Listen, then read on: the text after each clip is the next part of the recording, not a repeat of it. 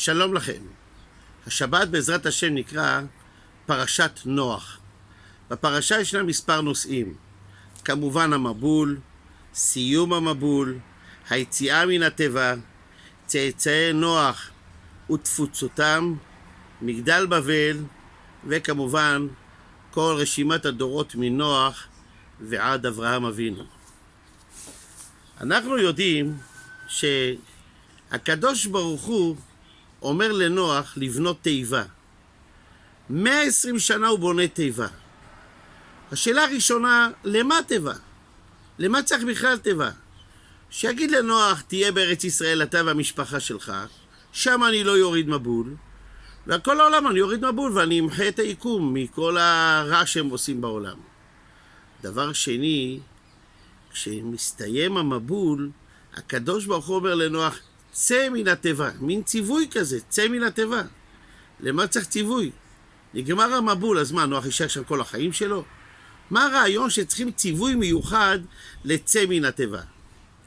ידועים דברי רש"י על הפסוק נוח איש צדיק תמים היה בדורותיו. אז שואלים האם בדורותיו, בדור של רשעים לעומתם הוא היה צדיק, או אם כזה דור הוא היה צדיק, על אחת כמה וכמה בדורו של אברהם אבינו. כך או כך, הקדוש ברוך הוא אומר לנוח לבנות תיבה. למה שאלנו? 120 שנה הוא בונה תיבה, נוטע ארזים ומהם עושה תיבה.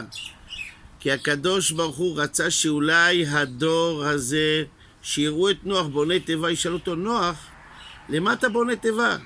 הוא יגיד להם שאמור לרדת מבול, להרוג את כולם, כדאי לחזור בתשובה. נו, אז אם זה אמור להיות, אז איפה אתה נוח? למה אתה לא הולך ומשתדל? אתה רק בונה תיבה, אתה פסיבי כזה. לך תתפלל עליהם. תראו, ירד מבול, תשתדלות, כדאי לחזור. ראינו אצל אברהם אבינו. הקדוש ברוך הוא אמר לו, אני הולך להפוך את סדום. התחיל להתפלל, אולי 50 צדיקים, אולי 40, ועל זה הדרך. נוח הוא די פסיבי. נוח הוא צדיק אולי ברשות היחיד. הקדוש ברוך הוא רוצה שיהיה צדיק ברשות הרבים. תבנה תיבה, תנסה אולי בכל זאת. הם לא הבינו את העניין. אומר הקדוש ברוך הוא לעצמו, הרי אני אמחה את היקום אחרי המבול. מי יתחיל את העולם מחדש? נוח ובניו. אבל נוח לוקה במידת החסד. אין לו את העניין של החסד, הגמילות חסדים. וכידוע העולם חסד ייבנה. איך אפשר להמשיך את העולם בלי חסד? נוח חייב ללמוד מה זה חסד. לכן הוא צריך לבנות תיבה ולשהות במשפחתו 371 יום. אומר המדרש, כך מספר מדרש תהילים ל"ז. אמר אברהם אבינו למלכי צדק, שזה שם, הבן של נוח, כיצד יצאתם מן התיבה? אמר לו, בצדקה שהיינו עושים שם. ואמר לו, וכי מה צדקה היה לכם לעשות בתיבה? וכי העניים היו שם? אמר לו, בצדקה שעשינו שם עם הבהמה וחיה ועוף.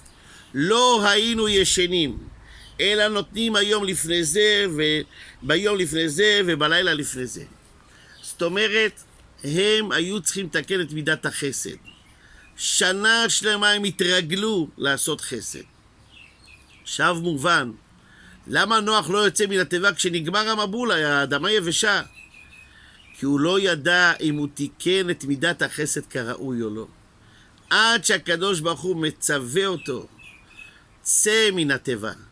ברגע שהוא ציווה אותו צא מן התיבה, הבין וידע שתיקן את מידת החסד, שאברהם אבינו אחרי זה שכלל אותה יותר. יהי רצון שאנחנו נהיה מהנותנים ולא מהמקבלים חלילה, כי עולם חסד ייבנה. שבת שלום ומבורך.